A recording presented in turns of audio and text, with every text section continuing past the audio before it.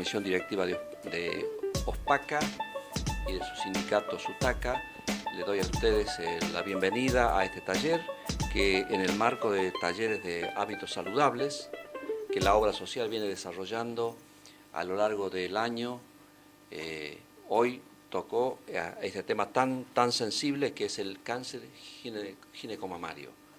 La doctora, con su amplia experiencia, lo va a desarrollar, de manera que muchas gracias por disponer de este tiempo para participar con nosotros. Yo los voy a dejar en manos y en la voz de la doctora como para que pueda explicarnos este tema tan sensible. La idea de esta charla es hablar de los cánceres frecuentes en la mujer.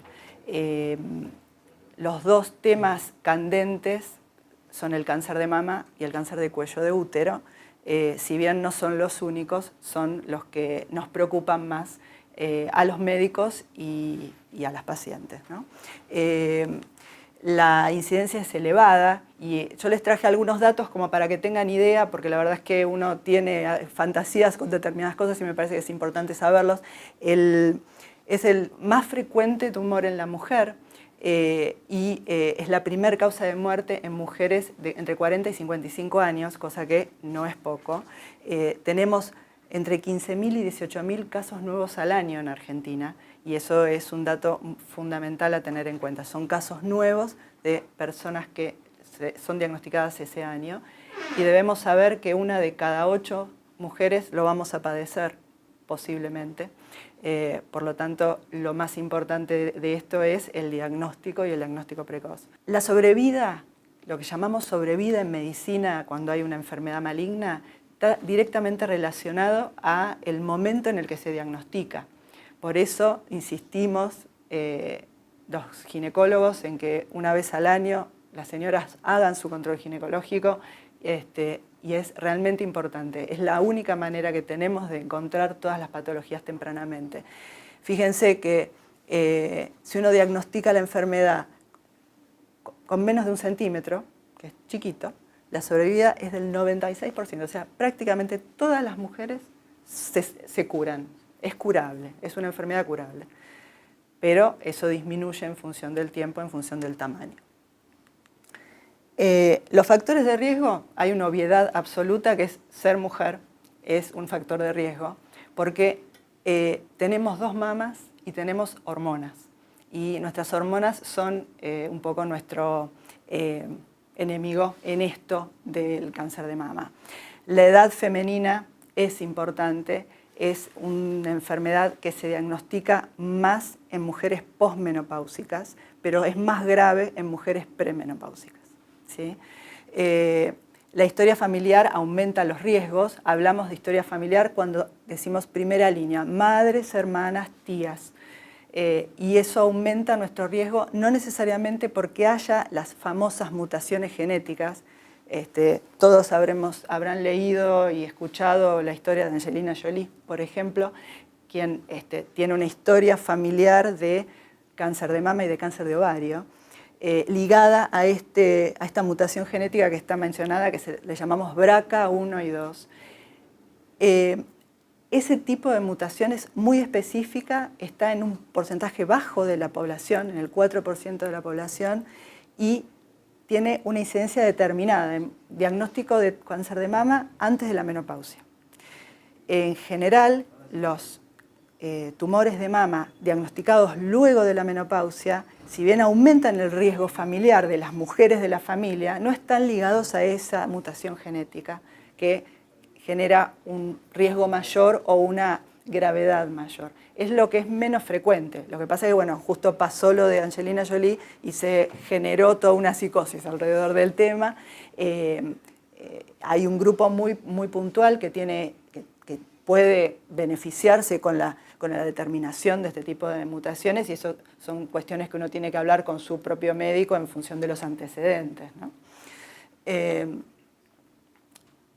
Con los factores de riesgo, siguiendo con eso, obviamente si ha habido una enfermedad, un diagnóstico de cáncer de mama anterior, uno tiene más riesgo de que le vuelva a pasar. Y el cáncer de endometrio como enfermedad previa, porque tiene los mismos factores de riesgo y está ligado a las hormonas, también es un factor a tener en cuenta para el seguimiento futuro. Muchas veces a los ginecólogos nos preguntan nuestras pacientes con respecto a las enfermedades benignas que se pueden transformar en algo maligno, ¿no? La displasia mamaria, que todos habrán escuchado o tienen o conocen que alguien tiene, que es esto de que las mamas duelan antes de la menstruación, básicamente, es una patología benigna que no se transforma nunca en una patología maligna. La única patología benigna que se ha demostrado que está ligada o que puede en el tiempo transformarse en un cáncer de mama es la hiperplasia atípica, que es un tipo de patología puntual que aparte solo se diagnostica si se hace una biopsia, así que no hay ningún estudio ni una ecografía que pueda diagnosticar o que pueda decir eso. Es una determinación puntual. Las clásicas mamas fibronodulares displásicas que se inflaman premenstruales no son eso. Como les decía al principio, el cáncer de mama es hormonodependiente en general, por eso mencionamos que la menarca precoz y la menopausia tardía son factores de riesgo aumentado, porque esa mujer se expuso durante más años a sus propias hormonas, ¿verdad? También la ausencia de embarazos o tener un hijo, un solo embarazo a término o no tener hijos también aumenta el riesgo, porque las hormonas del embarazo protegen la mama y la lactancia es la mayor protección que tenemos para bajar los riesgos de cáncer de mama. Ese es un tema que actualmente también nos preocupa porque ahora se está volviendo a la lactancia materna mucho, pero hubo un tiempo en el que hubo menos pelea para lograr la lactancia mamaria, que todas sabemos que no es fácil, pero que favorece tanto al niño como a la madre, de alguna manera, a pesar de que hay un momento que quizás uno no lo tiene tan claro porque es complicado, ¿no? Entonces, bueno, ahora se está volviendo a la lactancia y tiene tantos beneficios y solo molestias que son olvidables, digamos. Perdón, hablábamos del uso de estrógenos. Recuerdan que en una época a todas las mujeres menopáusicas les daban estrógeno para que siguieran menstruando. Hubo una época que fue así, quizás han conocido madres, tías, a las cuales les daban medicación y seguían menstruando para que estuvieran bárbaras, jóvenes y divinas. Eso se demostró que en muchas ocasiones aumenta el riesgo de cáncer de mama por la misma exposición extendida a las hormonas. Hoy por hoy no se está utilizando el reemplazo hormonal de rutina en las pacientes menopáusicas. Se utilizan medicaciones que no son hormonales para mejorar los síntomas, no que uno las larga ahí, que estén con calores y que se les rompan los huesos. Hay un montón de cosas que se pueden hacer, pero tratamos de no dar estrógenos, salvo en casos muy puntuales que están absolutamente protocolizados, ¿sí? Como todo vuelve al tema hormonal. La obesidad en la mujer modifica el equilibrio hormonal del cuerpo, porque el tejido graso es un tejido que produce hormonas y hormonas que se transforman en estrógenos, o sea, en hormona femenina. Entonces, la obesidad, las dietas ricas en grasas saturadas generan un desbalance en ese equilibrio hormonal que aumenta el riesgo, ¿sí? El alcohol y la exposición química generan alteraciones a nivel genético de las células y eso aumenta el riesgo de cáncer, no solo de mama en realidad. La exposición química a pesticidas, a colorantes, en la alimentación misma, en el aire, y el alcohol, no el alcoholismo, sino el consumo elevado de alcohol. Se dice que más de una copa por semana aumenta el riesgo de cáncer de mama. Genera disrupciones a nivel genético que aumentan los riesgos de que las células crezcan de manera desordenada. Pero bueno, eso va para otros órganos, no solo para la mama. El sedentarismo es lo mismo. Todos los médicos estamos hablando todo el tiempo de que hay que moverse, hay que hacer actividad física aeróbica 3 veces por semana, para todo, cardiovascular, diabetes, cáncer de mama también. Pero hay factores protectores. Son menos, pero bueno, luchamos por ellos. La multiparidad, que decimos tener más de 2 hijos, más de 2 embarazos a término, digamos, por lo que les contaba antes, favorece. tener un primer embarazo temprano también por esto de que las hormonas protegen y uno está menos expuesto durante menos tiempo a las propias hormonas. La lactancia que les comentaba. Si por alguna patología a una mujer le tienen que sacar los ovarios antes de la menopausia, eso tiene un montón de otros efectos, pero a nivel del cáncer de mama baja los riesgos. La actividad física, ¿no? Por lo que decíamos antes, y el tema de la dieta. La dieta rica en frutas y verduras y cereales y demás tiene que ver con el mayor consumo de antioxidantes, oligoelementos protectivos de esta función celular. Todo tiene que ver con lo mismo. Los síntomas. Si alguna ha tenido o ha tenido una amiga o un familiar que ha tenido un cáncer de mama, la mayoría de las veces van a contar que se encontraron un bultito en la mama. Que puede ser que se lo encontraron solos, que se lo encontró el esposo, o que cuando fue al control ginecológico se lo encontraron. Pero la mayoría de las veces que uno se toca un nódulo en la mama es benigno. No es que la mayoría de las veces es maligno, ¿sí? Pero sí amerita que uno vaya al ginecólogo en cuanto se toca alguna cosita. Hay otros síntomas, son mucho menos frecuentes. La secreción por el pezón, que no hablamos de secreción como la de lactancia, sino generalmente se habla de colores oscuros o verdosos o sangre. Dolor, en general, decimos que el cáncer no duele, ¿no? Hay un tipo de cáncer de mama que duele, pero es poco frecuente, porque genera una cosa inflamatoria a nivel de la piel, pero bueno, es un síntoma como para considerar y en todo caso consultar, siempre pensando en eso. Las lesiones cutáneas y la retracción del pezón, la retracción es cuando se va para adentro, y lesiones cutáneas que pueden ser manchas o eczemas o cositas raras que uno, por eso hay que mirarse, por eso hay que conocerse, porque si uno dice, esto yo no me lo vi, ¿qué será? A lo mejor es de la piel, pero uno no pierde nada yendo al médico para que le haga una revisación y se saca la duda.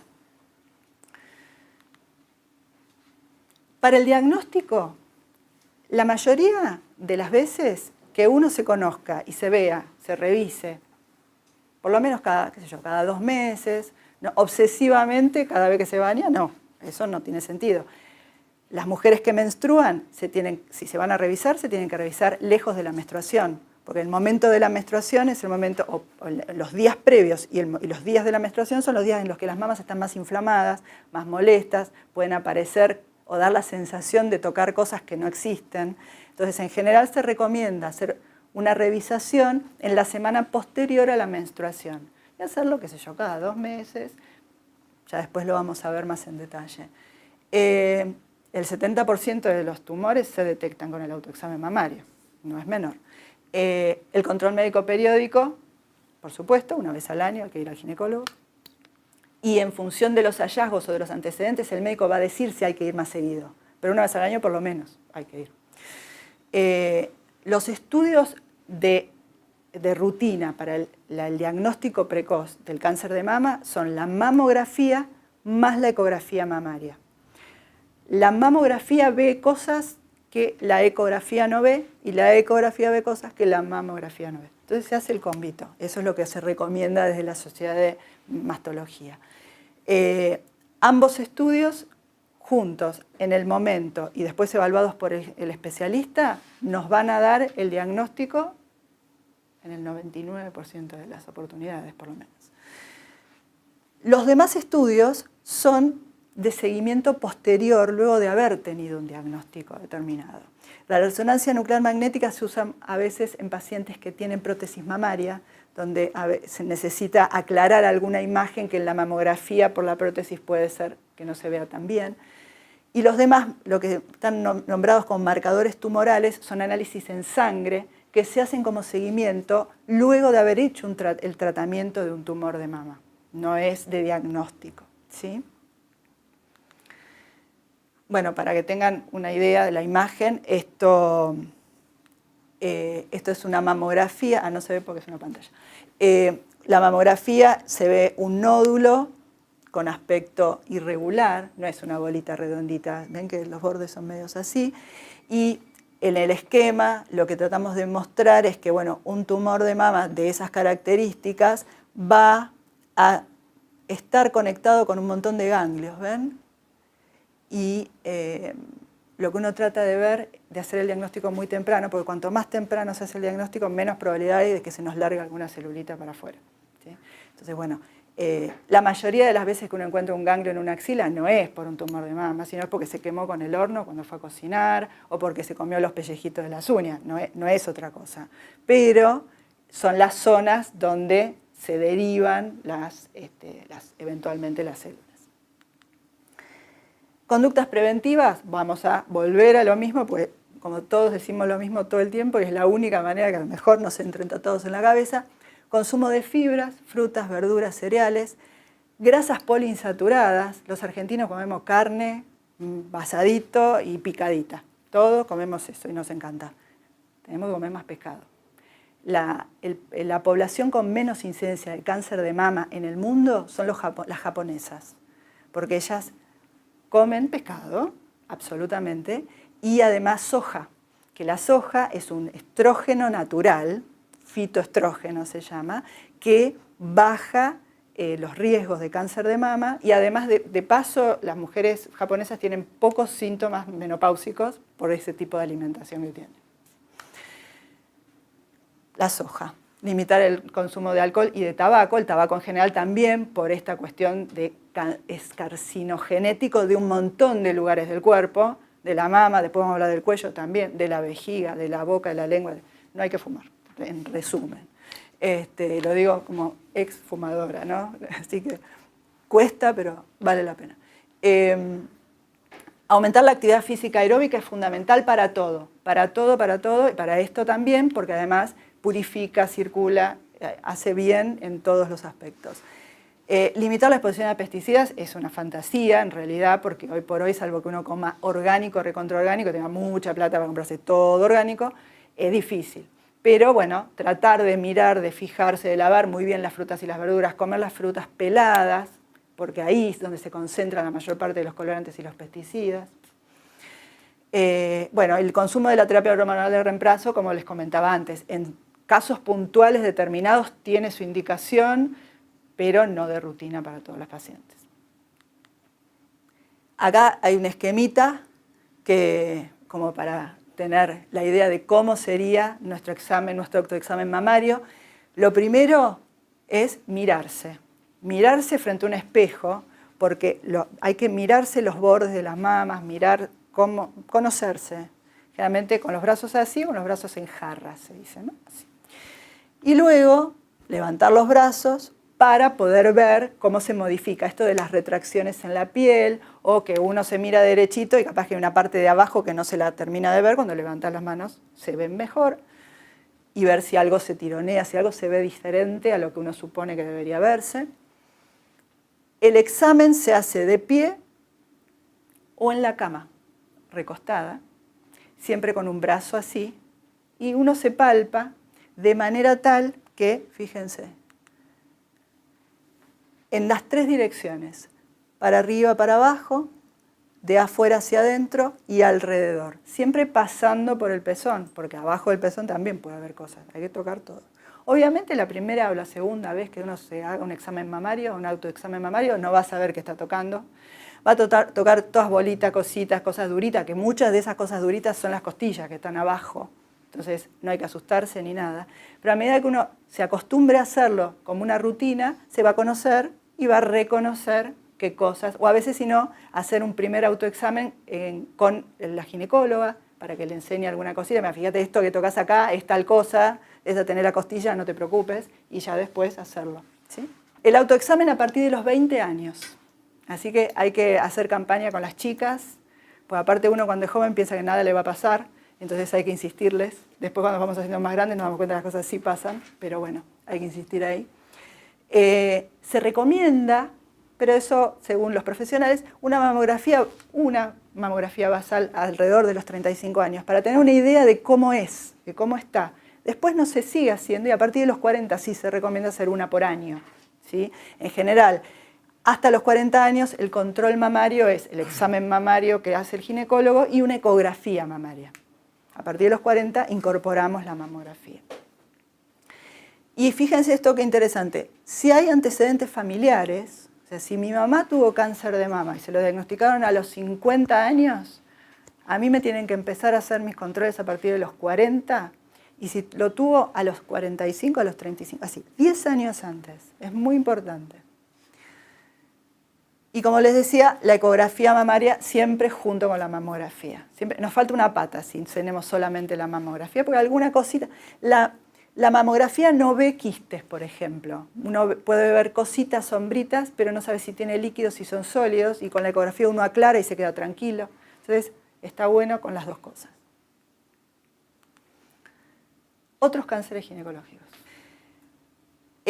Los otros cánceres ginecológicos frecuentes son el cáncer de útero, de cuello, de vulva, de vagina y de ovario. Pero como vamos a hablar de los dos más frecuentes en nuestra población, el más frecuente después del cáncer de mama es el cáncer de cuello del útero. ¿Sí? El cáncer de cuello de útero, bueno, el cuello del útero es la parte que tenemos externa, anatómicamente hablando, y la que se puede ver en un estudio tan simple como es una colposcopía, y se puede realizar un estudio tan común como es el Papa Nicolau y nos permite ver las células descamadas de ese cuello. Para eso sirve el Papa Nicolau y la colposcopía, para hacer diagnóstico del cáncer de cuello de útero. No sirve para hacer diagnóstico del cáncer del útero, que está más arriba. ¿Sí? Fíjense que el cuello es esto y el útero está ahí arriba. Para esto sirve la ecografía. ¿Sí? Nosotros lo que vemos con esto es la parte que es externa. ¿Sí? Cuando hablamos de factores de riesgo, el factor de riesgo número 1 para el cáncer de cuello de útero es la infección por HPV. El HPV es un virus que se transmite de manera sexual, por transmisión sexual. Hay algún caso determinado en personas que se contagiaron y que no tuvieron contagio sexual, pero debemos decir, para información general, que el 99% es por transmisión sexual. Es más frecuente en edades más jóvenes, porque está ligado a la actividad sexual. Y hay dos grupos que tienen mayor riesgo de cáncer de cuello y de ligado a esto, que son los grupos de personas que tienen pocas defensas. Las personas con VIH son un grupo, las personas trasplantadas, las personas diabéticas, las personas que toman inmunosupresores por enfermedades autoinmunes, pueden tener mayor incidencia de este tipo de cáncer. Y el tabaquismo también aumenta el riesgo de cáncer de cuello, independientemente del HPV, entre otras cosas que genera. Las infecciones genitales de transmisión sexual, fundamentalmente de este bicho que se llama clamidia, pero hay 3 que son primos hermanos, que son clamidia, micoplasma y uraplasma, pero generalmente se diagnostican juntos. La infección por clamidia predispone a la infección por HPV en realidad, y el HPV genera, no es que la clamidia genera cáncer de cuello, ¿sí? Todo lo que tiene que ver con mala alimentación y obesidad no está tan claro por qué aumenta los riesgos. Esto se ve en estudios estadísticos. Dicen, bueno, a ver, los factores de riesgo y a ver si tienen más o menos, y aparece que sí. Las pastillas anticonceptivas aumentan el riesgo de... ¿Por qué? No es por las hormonas, no es por el anticonceptivo en sí, sino que el uso de hormonas, por un lado, las personas que toman anticonceptivos en general no usan preservativo. Entonces ahí ya tenemos factor de infección genital, no prevengo. La otra cuestión es que las pastillas anticonceptivas modifican un poco la flora vaginal y eso puede favorecer algún tipo de infección que favorezca el HPV y que entonces favorezca la cadena, digamos. Los múltiples embarazos también aumentan el riesgo, también no está claro si tiene que ver con el tema de las hormonas, con la mayor frecuencia de actividad sexual, con la infección con HPV, es una mezcla quizás. Todo lo que tiene que ver con la actividad sexual muy temprana y el embarazo temprano multiplica el riesgo. Fíjense que estadísticamente lo multiplica por 2, tener un primer embarazo entre los 17 años. lo de la condición socioeconómica baja está ligada a eso, en realidad, a los cuidados sexuales, fundamentalmente. Y si hay antecedentes de cáncer de cuello uterino, si bien no hay ninguna evidencia de que el cáncer de cuello uterino tenga ninguna incidencia genética familiar, a diferencia del cáncer de mama, la incidencia, el antecedente familiar aumenta el riesgo, lo duplica o triplica según los grupos, según los trabajos. Los síntomas del cáncer de cuello. La mayoría, y en una primera instancia, en un primer tiempo que puede ser prolongado, es asintomático. Por eso hay que ir al ginecólogo una vez al año a hacerse el Papa Nicolau y la colposcopía, porque en el PAP va a salir si hay HPV o si hay alguna célula que esté trabajando mal. Y entonces podemos tener un diagnóstico precoz. En general, bueno, no hay síntomas, y eso es lo más preocupante en realidad, porque si no voy al médico, paso. El sangrado vaginal es uno de los síntomas. Exacto. Que puede haber dolor abdominal, a veces dolor con las relaciones, no dolor en general. Un flujo vaginal rarito, en general extraño o con algún olor feo. Y bueno, el dolor con las relaciones. Pero lo más importante es esto de que uno tenga que tener en cuenta que la mayoría de las veces no hay síntomas. Entonces tengo que ir a buscarlo, digamos. Las formas de diagnóstico en esto es el control ginecológico. Papa Nicolau, colposcopía. Si uno ve en el Papa Nicolau aparece algo, entonces ahí se va o en la colposcopía se ve alguna imagen, ahí aparecen las otras pruebas. Las pruebas de laboratorio para HPV se hacen sobre la muestra del Papa Nicolau, donde se busca si hay HPV, pero se busca si en el Papa Nicolau aparece alguna alteración en las células que den sospecha. O sea, no es que uno tiene el HPV y si no está activo en el Papa Nicolau no sale nada. Solo va a haber actividad, entonces se ve algo diferente y ahí se activa, digamos, todo el protocolo de estudio, ¿sí? Biopsia, alegrado, todas esas cosas tienen que ver con tener alguna sospecha como para ir a buscar más diagnóstico. Todos estos son estudios que se hacen por vía vaginal, con el espéculo normal como el control habitual, digamos. La colposcopía, bueno, todas la conocerán, y para los señores, se hace en composición ginecológica, se pone un espéculo, porque lamentablemente para nosotras el cuello está allá adentro y hay que poner el espéculo para verlo. Y el colposcopio tiene 40 por, tiene un aumento que permite ver el cuello del útero con un aumento tal que se ven alteraciones en la estructura y eso nos da índice de sospecha para quizás hacer alguna biopsia local o para si no está todo bien. Así, como un pequeño dibujo, como se ve el cuello. Como si fuera una lupa. Como si fuera una lupa, una super lupa. Así se ve el cuello normal. Cuello normal, sanito, se ve así. Un cuello de verdad, ¿no? Que sería como esta partecita de acá. El cáncer de cuello tiene distintos estadios. Estadios premalignos y el estadio de cáncer de cuello propiamente dicho, que las lesiones son bien distintas y en un control, en una colposcopía uno tiene el índice de sospecha como para ir a buscar después el diagnóstico. ¿Vamos bien? ¿Está acá? Bueno, conductas preventivas obvias, evitar el contacto con el HPV. Hoy por hoy tenemos que decir, tenemos la vacuna, está puesta en una edad que es ideal porque es previo al inicio de la actividad sexual, por eso le pusieron a los 11 años. La vacuna que se da es una vacuna que es bivalente y se da 2 dosis. Una dosis y a los 6 meses, por lo menos 6 meses, se da la segunda porque se genera una actividad inmunológica en el cuerpo. Esa es la primera línea de evitar el contacto con el HPV, digamos, como para ponernos el paraguas.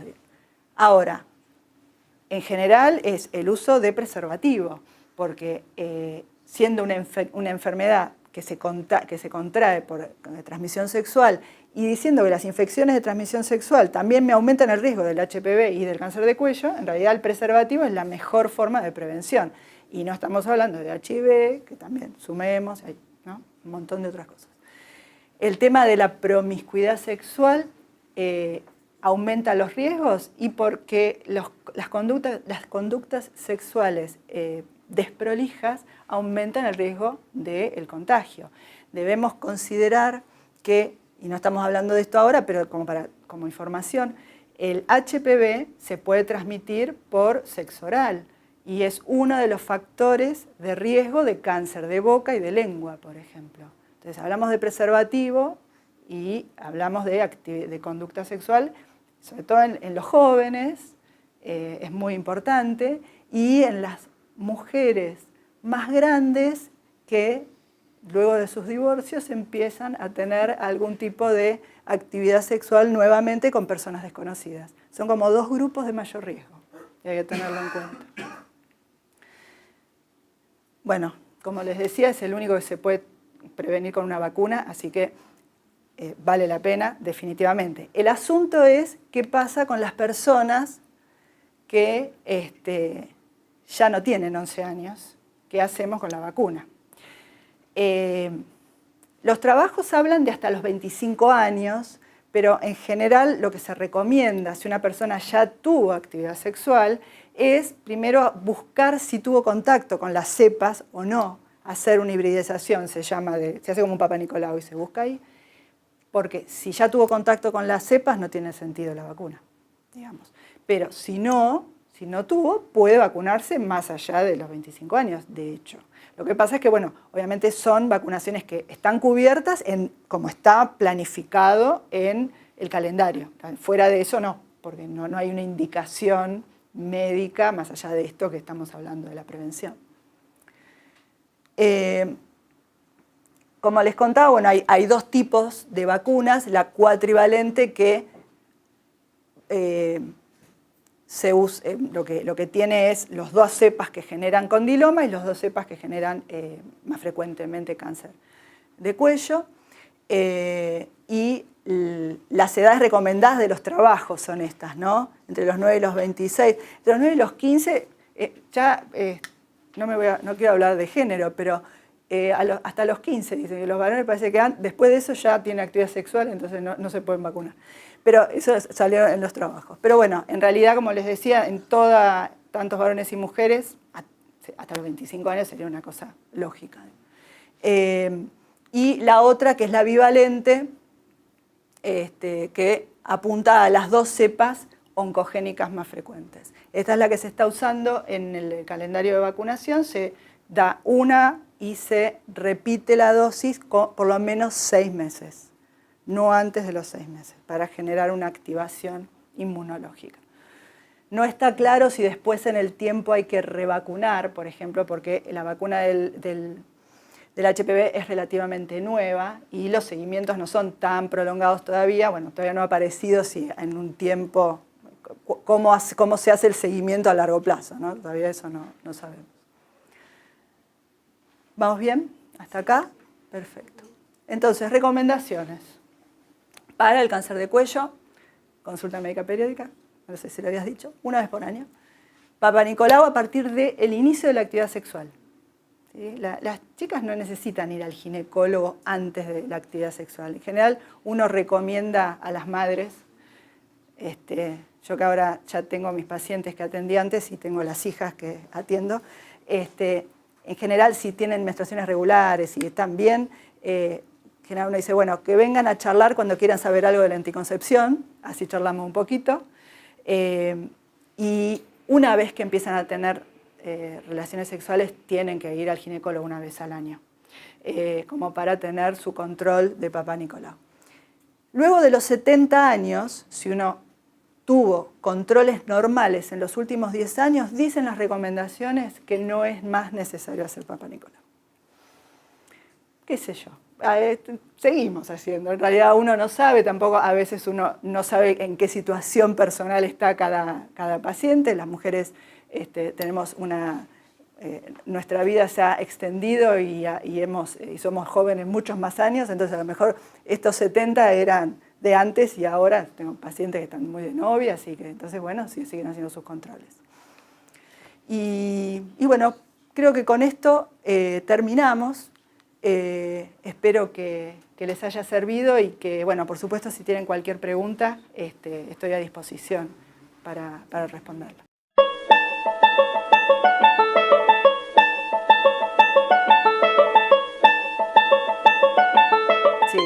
Sí, los hombres pueden tener cáncer de mama, no es muy frecuente, ya que los varones tienen remanente de tejido mamario muy pequeño, pero tiene una incidencia como del 1% de las patologías y el síntoma más frecuente es el de tumoración, o sea, de un nódulo o de agrandamiento de una tetilla frente a la otra, y a partir de eso, obviamente los estudios a partir de eso son la mamografía y todo lo que hablábamos similar.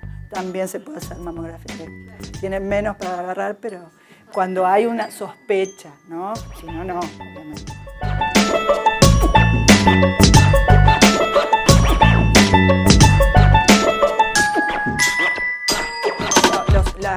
Los casos que están publicados son niños. Son niños que han tenido, que quizás y no había antecedentes ni de abuso ni de nada, que no se pudo determinar, quizás fue en el canal de parto, pero no hubo una evidencia de un contacto. Después, en los adultos, siempre el antecedente, antes o después. No es que el tema es que, como es un virus, no es que uno se contagia y enseguida se da cuenta. El virus entra en el cuerpo y puede manifestarse años después, parejas después. Entonces, si bien es de contagio sexual, no necesariamente es de contagio sexual con la pareja con la que uno está.